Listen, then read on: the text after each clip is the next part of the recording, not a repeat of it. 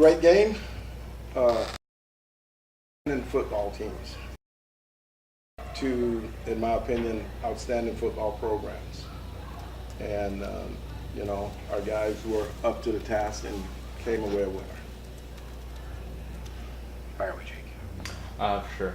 And what does it mean to you guys to be Redlands? I know it's easy to say every game's the same, but Redlands is kind of your rival. It's just at least in terms of competitiveness. They're a good football program. They work hard. They do all the little things right, and they come prepared to play. You guys can chime in. Here is one of the top dogs, and we look at them, and we know that's the team that we need to take down in order to get to first place in the Skyhawk. So we were up to the challenge, like Coach said. Yeah, we know coming into this game, it's going to be a fight. It's going to be a dog fight every play, and that's what we continue to do. We just fought all 4 quarters. We had ups and downs, but we battled through them, and came out positive. For sure.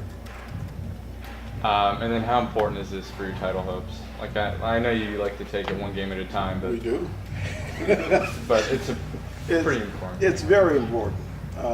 It gives us a leg up on the conference championship, but it's a long ways for us, and so it's one game at a time. This week it's the University of Redlands. Next week it's a different opponent, and so we just approach it that way and try not to get ahead of ourselves.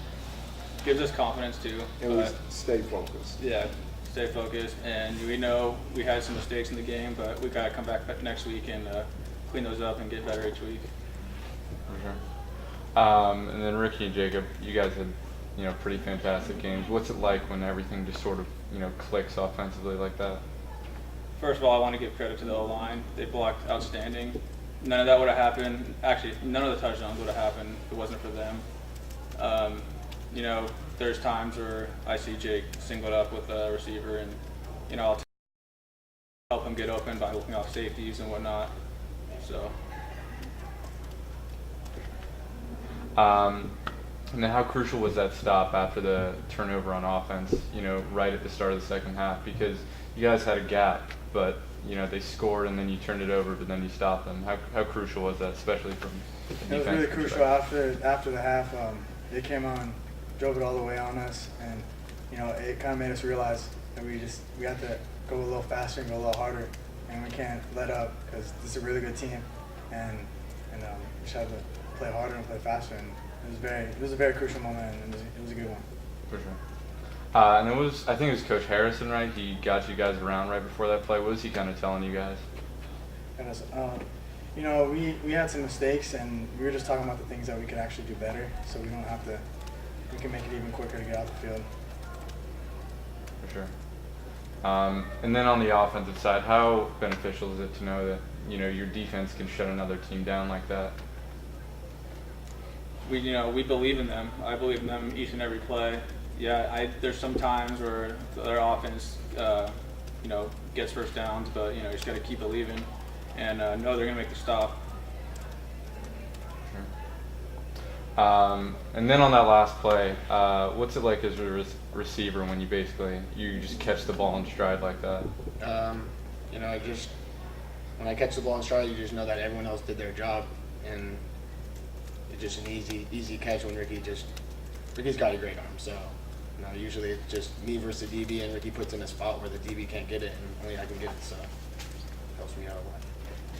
Did you know you were gonna land it that well, right into his arms like that? No, I didn't. I just go with the flow. I do my drop, my feet. I just trust the line, and I see him pop open and just put in a spot.